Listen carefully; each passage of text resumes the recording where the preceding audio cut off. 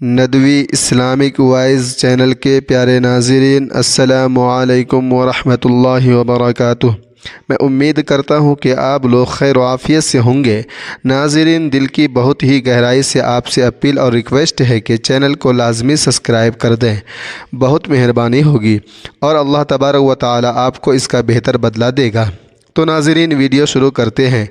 اہل حق ابتدا ہی سے سختیوں کا مقابلہ کرتے چلے آ رہے ہیں، لیکن سختیوں کی مدت کم اور عافیت کا ارسال دوام ہوتا ہے۔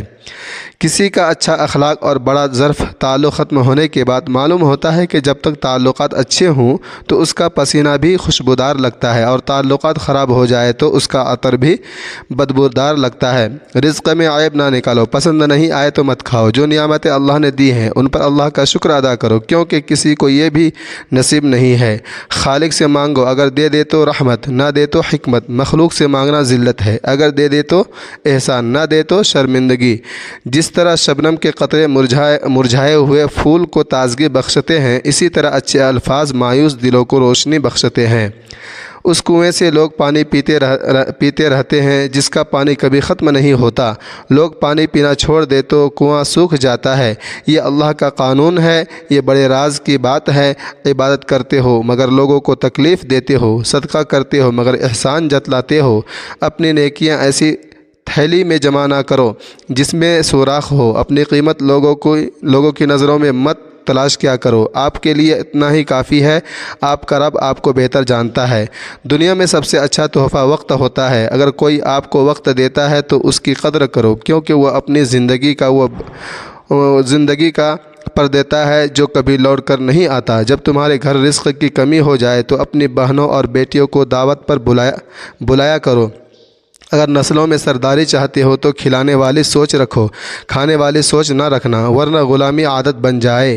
کھانے کی ابتدا نمک سے کرو اور نمک ہی پر ختم کریں، کیونکہ رزق میں اضافہ ہوگا۔ جو لوگ مخلوق الہی کے لیے خیر بانٹتے ہیں، اللہ ان کی نسلوں پر خیر کو عطا فرماتا ہے۔ دوست، کتاب، راستہ اور سوچ غلط ہو تو انسان کو گمراہ کر دیتے ہیں۔ جو خوشیاں اللہ سے غافل کر دے، جو تعلق اللہ کو ہی بھلا دے، جو کام نماز تک چھڑوا دے، وہ کام خوشی و تعلق دھوکے کے سوا کچھ نہیں۔ اللہ جب کسی کو اپنی طرف لانا چاہتا ہے تو اسے کسی کے ہاتھوں ضرور توڑتا ہے، تاکہ اسے احساس ہو جائے کہ اللہ کی محبت کے علاوہ سب محبت فنا ہے۔ صدقہ فقیر کے سامنے عاجزی سے اور باادب پیش کیا کرو، کیونکہ خوش دلی سے صدقہ دینا ہی قبولیت کا نشان ہے۔ جاہل کے سامنے عقل کی بات مت کرو، پہلے وہ بحث کرے گا پھر اپنی حال دیکھ کر دشمن ہو جائے گا۔ پرندے جب کھاتے ہیں ان کا سر جھک جاتا ہے، اور جب پانی پیتے ہیں تو ان کی نگاہ آسمانوں پر اٹھ جاتی ہے۔ یہ عاجزی اور شکر گزاری کی خوبصورت مثال ہے۔